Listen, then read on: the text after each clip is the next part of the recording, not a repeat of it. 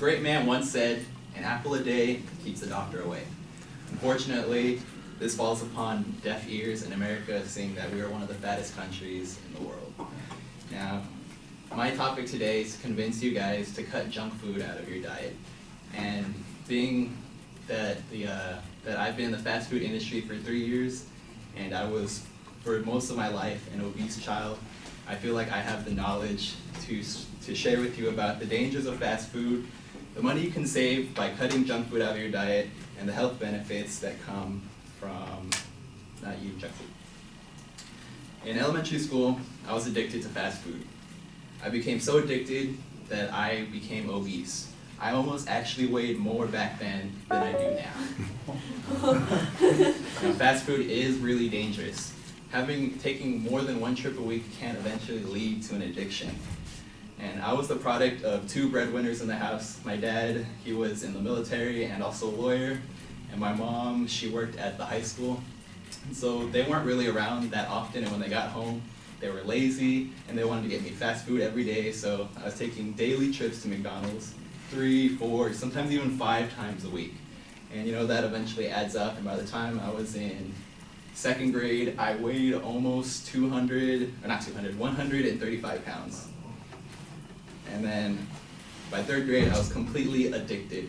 I could not go a day without soda, chips, some sort of sugar to keep me going. I felt depressed. I couldn't sleep without like gummy bears or a Twinkie. And I couldn't wake up without my sugary cereal.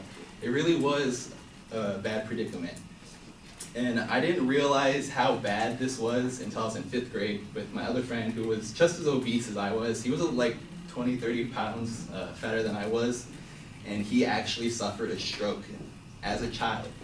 And I never really understood the dangers of being fat until I went to the doctor's office, and the doctor looked at me and he looked at my friend. He was like, "If you don't quit eating, this could happen to you." And it was at that moment that I stopped eating fast food. Which, you know, junk food makes you fatter, and it also makes your wallet smaller, which leads to my second point, that cutting fast food out of your diet will save you a bunch of money.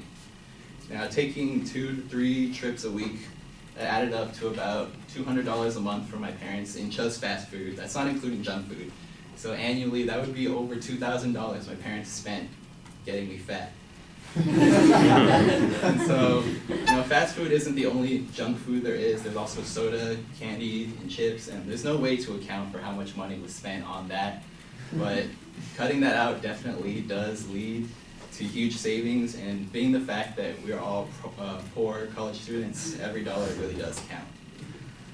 Gallup polling states that as of 2015, 68 Americans eat junk food at least once a week, and 50% of those consume junk food at least 5 times a week. And that's really not good. That's kind of the reason why America has 2/3 of the population being obese. And by cutting junk food down to at least once a week or once every 2 weeks, we could save a bunch of money. Like cutting junk food out twice a week, if you're eating 4 times a week, that's enough for like one of my books, which is like $150. And so that's a good idea. And so by cutting junk food out, you're not only saving a bunch of money, but you're also saving your life, which leads to my last point, that cutting junk food will lead to a healthier life. By cutting out junk food, you'll be eliminating the trans fats and sugars that accumulate in your body. And the American Heart Association states that artificial sugars have no nutritional value and are the main cause of weight gain in the United States. And to substitute junk food with meats, vegetables, fruits, this would automatically let your body naturally break down sugars and fats naturally without the need of exercise, if you're under the 2,000 calories a day that you need. But cutting junk food has also been proven to reduce depression and increase brain function. The Journal of Nature studies showed that junk food affected the synapse connections in animal testing. So animals, they had a study where they had 50 mice, and 25 of them were fed exclusively junk food, and the other 25% of them were fed like a normal diet. And when they had them running mazes, the mice that had junk food would be 5 to 10 seconds slower at completing the maze than the mice that didn't have junk food. And as students, we really do need our brain to pass classes, to memorize our speeches, and to take finals. So cutting junk food out really does, in a way, make us smarter. And then depression is also linked to dopamine release that you get from eating fatty foods, processed foods. And a study published by the Public Health Nutrition Society showed that eating baked goods is linked to depression, and those who eat baked goods are 51% more likely to develop depression at some time in their life. And so junk food may taste good, but it is not worth the strain on your body, your brain, and your wallet. So in conclusion, cutting junk food will not only save your money, it will also save your life and also your happiness. So don't fall into the addiction like I did.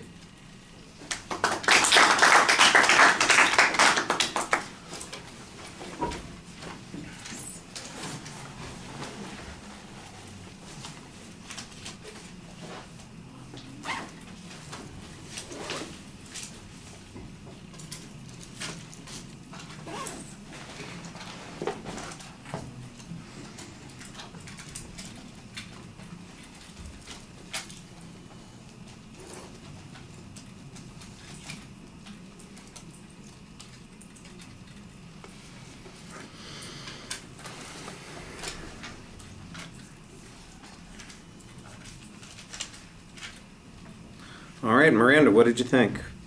I thought it was really good. I thought you picked a really good topic to talk about, since like us being in college, we do get like the temptation to just eat out and save time and not money, but like to save time. So I thought it was something that we can all really like think about and take some information home with us. I also really thought that you did a good job talking to us. And since you only looked down at your notes really to kind of like look at the statistics and everything you had, to just like refresh your mind, it felt more like you're trying to connect with us in a way. And then I also thought that since you had a lot of your own personal experiences, that kind of helped the speech more like flow better. I thought that was really good. Okay.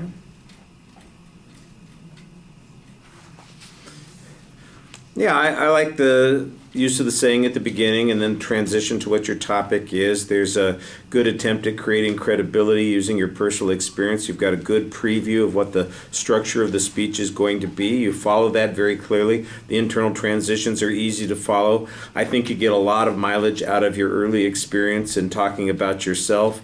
That gets us some emotional context, it gets you some credibility, and it gets us an easy way to relate to that particular subject. And then you start including a variety of testimony, information from authorities about the subject that you're talking about to add some additional credibility and build those arguments. I think that's pretty effective. There are a couple of spots where you have some references to statistics that are not very clearly presented, and I think when you watch the speech back, you'll see that you just made a couple of slip-ups in the way you presented that. Not a big deal, but something that could easily be fixed.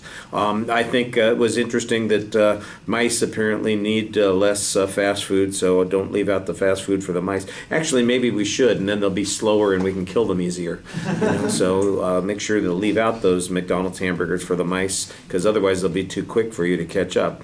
The depression issue I thought was an interesting one too, although I do think that your concluding segment about eating baked goods is a little vague. That makes it sound like every kid who has a cookie is going to, be suicidal, and that seems to be a little bit extreme.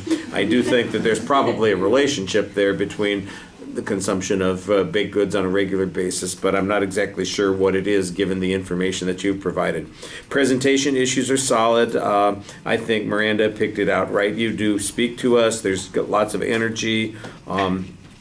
Sometimes your gestures are a little bit limited, but the time issue is a slight problem, not a huge problem. There's more that you could put into the speech, but I thought there's solid presentation for the most part. All right, thank you.